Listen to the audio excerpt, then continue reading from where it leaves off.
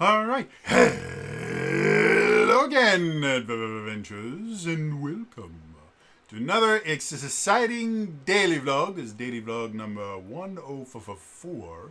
And today, I'm actually getting ahead a little bit today. I'm recording this like 20 minutes after I recorded my last one.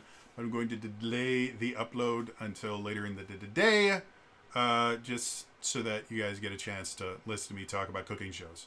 So, today, I've been wanting to talk about this for a little bit because it got me super excited, but I haven't really figured out how I wanted to do it.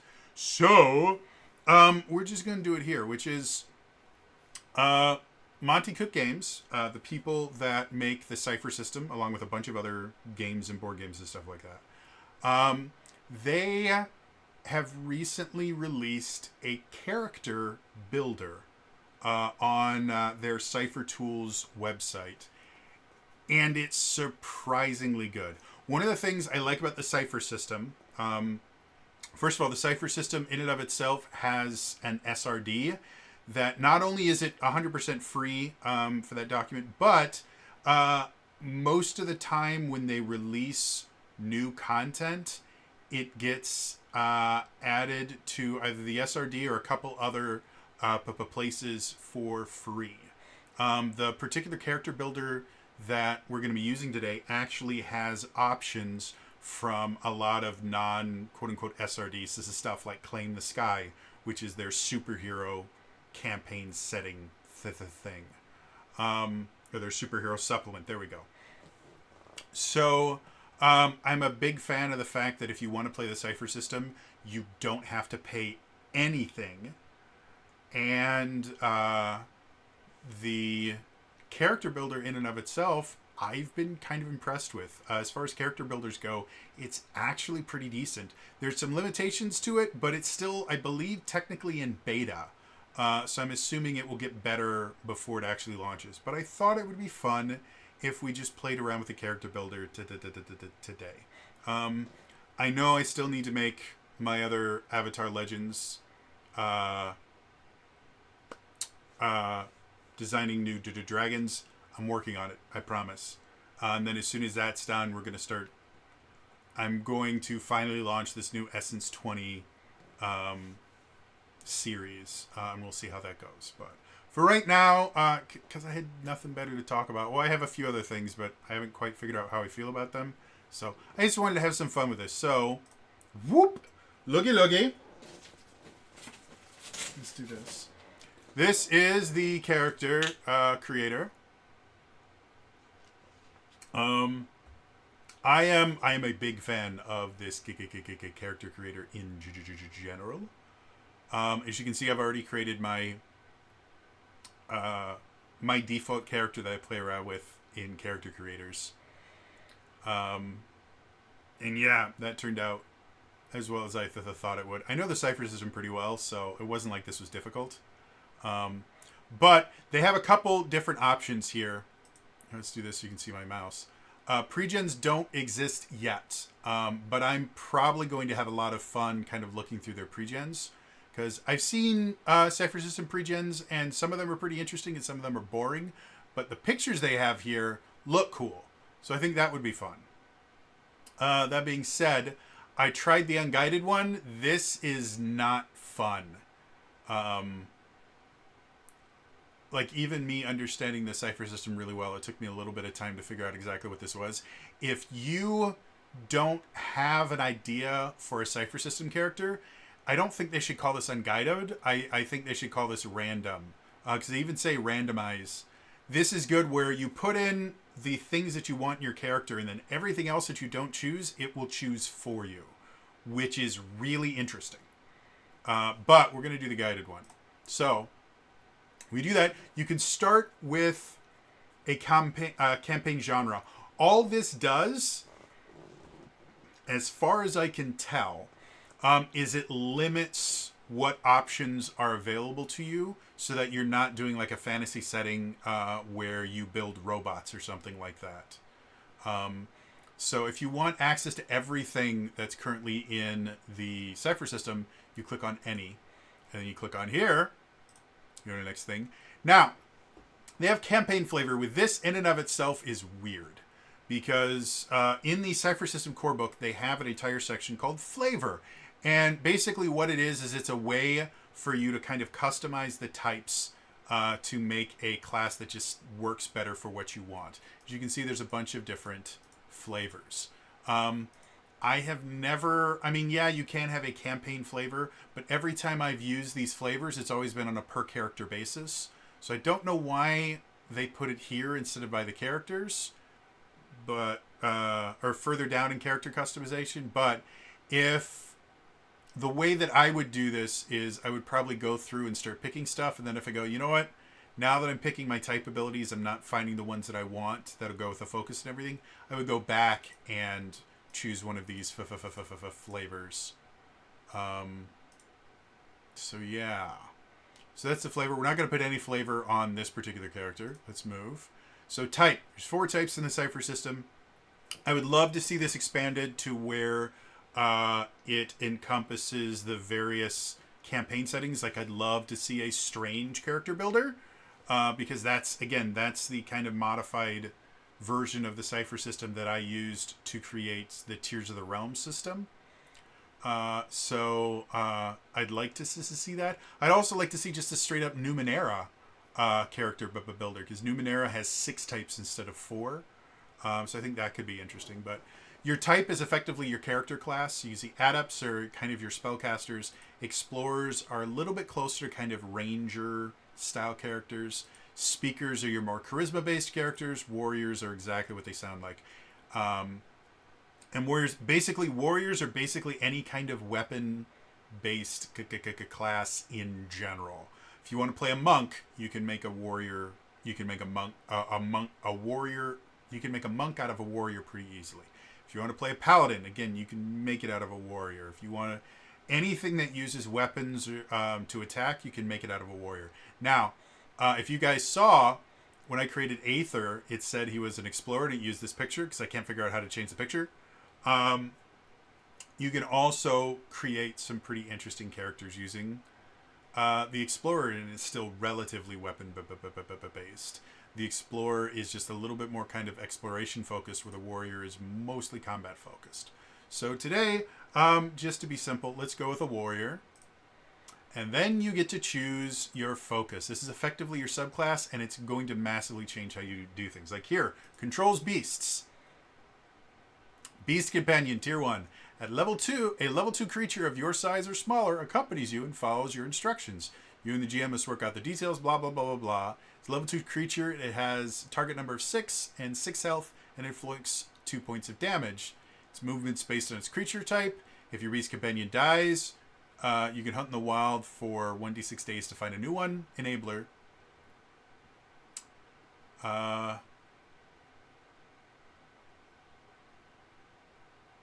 Cool. So, and then as you can see, as you get higher and higher, you get more cool things that happen to your beast. So if you wanted to create a ranger, you're basically Beastmaster Ranger style character, then controls beasts would definitely be the easiest way to build that. But there's a bunch of other things, like how about controls gravity? You float slowly in the air. If you concentrate, you can control your movement to remain motionless in the air or float up to a short distance as your action.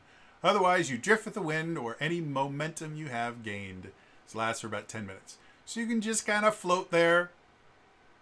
And then you eventually get the ability to increase weight. At tier 3, you always get to choose between 2 things. Gravity Cleave is cool. So this is kind of cool. You harm a target within short range by rapidly increasing gravity's pull on one portion of the target and decreasing it on another, inflicting 6 points of damage. So you basically just sit there and go shunk, and you try to rip them apart. So yeah, you eventually get the ability to fly. Or other stuff, like there's tons and tons and tons. Exists in 2 places. Once I mentioned that this is the one that I gave Chax's character. Fuses flesh and steel if you want to be a cyborg. Interprets the law if you want to be a lawyer, apparently. Loves the void, which is space. Masters the swarm. Moves like a cat. If you want to be like a cat warrior. If you want to, like, if we wanted to create like the Thundercats, like this would very easily be something that you could use for like Chitra. And yeah, this also could very easily be used to make a monk. Here's the needs no weapons. That's my basic monk focus. Murders. You're an assassin. So let's just pick one for fun. Let's do rages. Let's make a barbarian. So rages. When you wish, while in combat, you can enter a state of frenzy. So we'll do that. Boop. Descriptor. This is going to be another thing. This is kind of similar to erase, but we'll find out in a second that that's its own thing now. As you can see, it's just an adjective. So let's say what if we were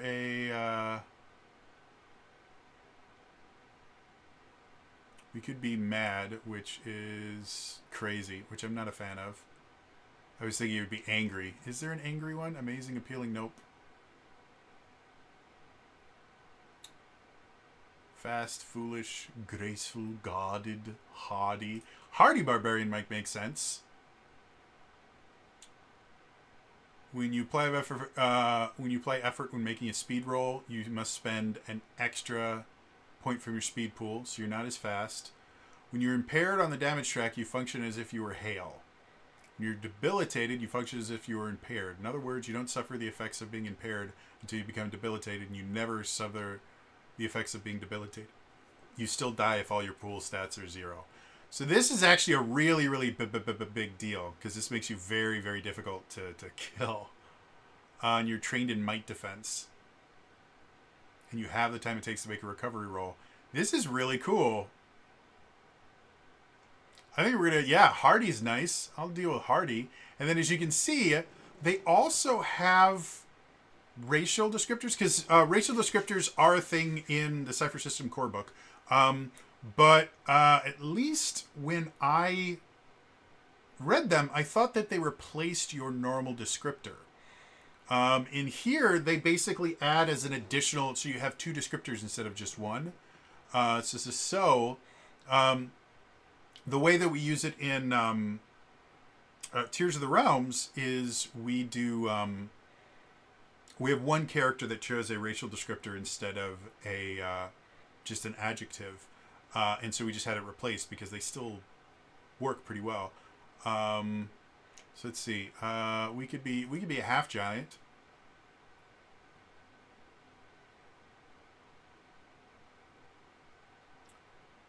Should we do initiative stuff? Are hindered. So this would be, he would have, damn, he would have his initiative hindered twice if we chose half giant. I think that's funny though, so we're gonna do that. And then we get warrior abilities. So Cypher System, if you've seen my Designing New Dragons, you know that you get to do stuff like this. So combat prowess. This is a pummeling medium attack. You inflict 1 less points of damage normal, but days your target form are. Let's go combat prowess. I'm definitely adding that.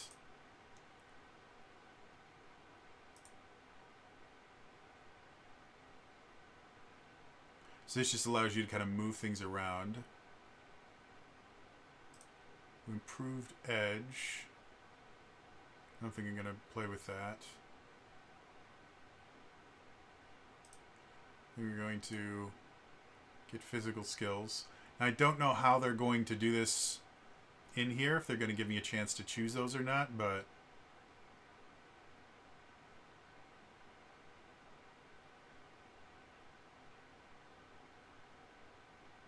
this would be useful for a barbarian. 3, we need 1 more. I think bash makes sense, so we'll go ahead and add that. Alright. Let's go there. Skills. Oh, and I get to train to 2 skills. So this is how it works. So, bouncing, climbing, jump. I'm going to go jumping. And there. And then one more. Let's go running to make that barbarian more barbarian-like. You did that. You move forward. Sign your pools. I still have 6 points. And I already have an 18 in might.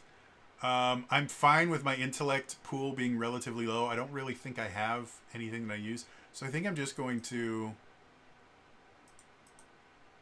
And I'll put 2 into speed. Just in case I need to use my speed defense often. So yeah, I got +4 and +4 because I have 2 different descriptors.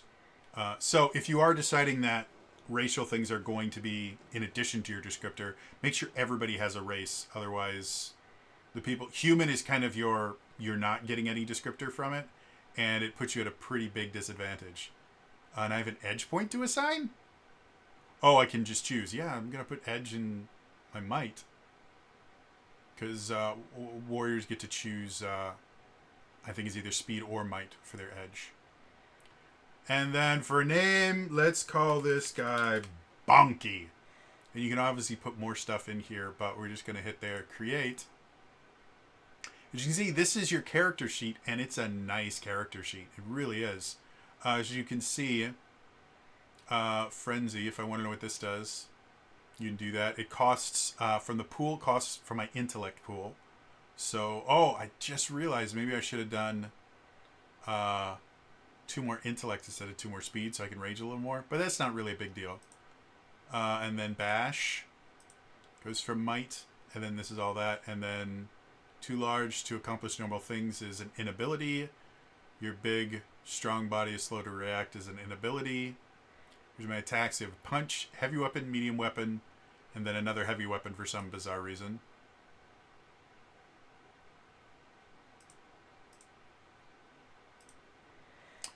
Then you can see my special abilities are right here. Some rules help if I need it. And then you can keep track of your XP here. And then if you want to do your advancement, you can do it right here. Something I've noticed is that if you just do, like, it takes 4 XP to advanced. If I go there, if I try and do this, no, I want to go moving towards perfection. I'm just going to go +1. If I do this, oh, they fixed it. Before, it would take like, a minute or two. You had to wait for a second for that to not cause issues.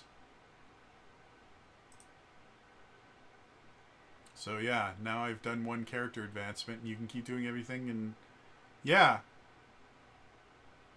And it even has possible player intrusions based on your character type. It says possible player intrusions. Stuff there. So cool, interesting stuff. Anyway, I just thought it was cool. I'll leave a link to the Cypher System Tools website, which has all the different stuff that they have. It does require signing up. So you'll have to create an account with them. The account's free. And I don't think I've gotten any spam email or anything from it. But I'm already on the Monty Cook mailing list because I like to know the stuff that they're doing. And it helps with my Cypher System games. Or Tears of the Kingdom. But anyway, I just wanted to show it off because I thought it was interesting and fun, and that, like I said, I am working on finishing the final 2 episodes of the Avatar Legends Designing New Dragons series, and then, like I said, I've been working on this Essence 20 series for a little bit now. I've got most of it kind of planned out, so as soon as I'm done with that, you guys will get what you're asking for. Anyway, it's going to be all for me today. I'll see you guys in the next time. All right? Bye-bye.